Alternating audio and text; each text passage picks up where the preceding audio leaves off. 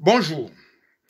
Au moment où 2020 s'achève et que nous amorçons 2021, je voudrais prendre quelques minutes pour souhaiter une bonne et heureuse année à toutes et à tous, et particulièrement à mon conseil d'administration et tous ceux qui cheminent avec nous depuis octobre 2019, date de la création de SOS Harcèlement et Discrimination en milieu professionnel au Québec.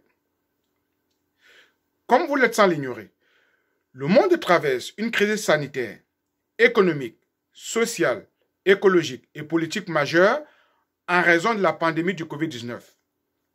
Signalé pour la première fois vers la fin 2019 en Chine, le coronavirus s'est répandu tel une traînée de poudre aux quatre coins du monde, mettant tout le système social à rude épreuve. Durant cette crise, les travailleurs ont payé un lourd tribut tant qu'au niveau de leurs revenus que de leur santé physique et mentale. En effet, la crise sociale provoquée par cette pandémie a fragilisé le monde du travail, tant dans le secteur public que privé. Plusieurs secteurs professionnels ont été gravement affectés par la pandémie. Certains travailleurs ont été contraints au chômage et d'autres ont tout simplement perdu leur emploi. Cette période de crise constitue un défi majeur pour nos sociétés qui étaient jusque-là caractérisées par l'individualisme. La crise a fait ressortir le meilleur de l'humain. Nous assistons actuellement à une solidarité sans précédent dans notre histoire, caractérisée par le don de soi, l'engagement, l'altruisme, le renforcement des liens et bien d'autres encore. Voilà quelques qualités qui étaient jusque-là devenues des denrées rares et qui renaissent aujourd'hui de leur cendre en cette période de crise et dont on ne peut que se réjouir de constater que l'humain retrouve son sens le plus authentique, tel que l'enseignent les grands courants religieux. Par ailleurs, 2020 a été une année particulièrement difficile pour le vivre ensemble, tant certains actes sont venus fragiliser les rapports entre les différentes communautés et mettre à rude épreuve le vivre ensemble. De l'assassinat de George Floyd aux États-Unis à la mort de Joyce et Echaquan au Québec, plusieurs événements similaires ont contribué à fragiliser une société multiethnique comme la nôtre.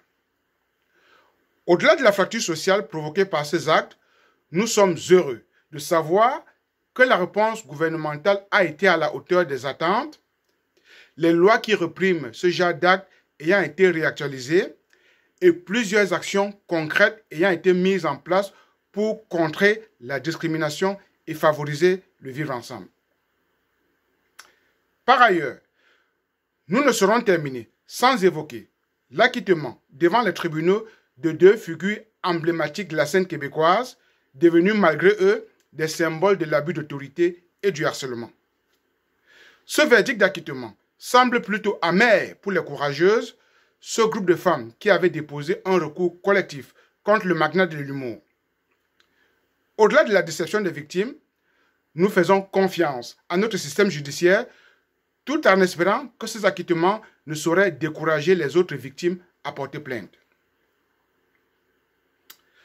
Pour terminer, j'aimerais souhaiter une bonne et heureuse année 2021 à toutes et à tous. Nous espérons que l'humanité va avoir un peu de répit face à cette crise sanitaire sans précédent durant cette nouvelle année. Je souhaite à toutes et à tous, au nom du conseil d'administration qui m'accompagne depuis maintenant 1 an dans la lutte contre le harcèlement et la discrimination en milieu de travail, tous mes vœux de santé, de prospérité, de succès dans leurs différentes initiatives. Je ne saurais terminer sans citer quelques noms, même si je n'ai pas eu leur autorisation. Il s'agit de quelques internautes qui nous soutiennent au quotidien dans la lutte contre le harcèlement et la discrimination en milieu de travail. Ces personnes ont constamment animé notre page Facebook où nous comptons actuellement plus de 900 abonnés, soit en partageant nos publications ou en laissant un commentaire sur les différentes publications que nous avons postées sur les réseaux sociaux. Nous ne pourrons tous les citer ici, mais nous aimerons quand même en citer quelques-uns. Jocelyne Coutu, Mona Boissonneau, Jean Bosco Sabimana, Émile Duchesneau, il y en a plein d'autres encore.